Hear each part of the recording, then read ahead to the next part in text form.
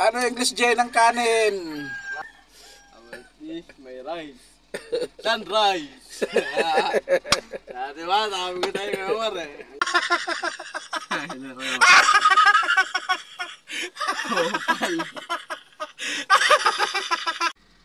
J, ano English ng ano, araw? This is my son.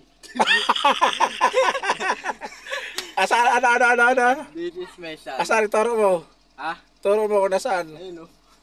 Anong pangalan yan? This is my son.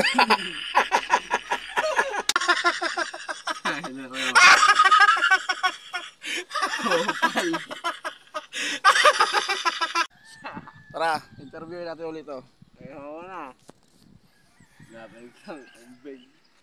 Bakit naman napag-isipan mo ripin yung kambing? Sawa na ako sa pangalan ko eh. Sawa ka na sa palad mo.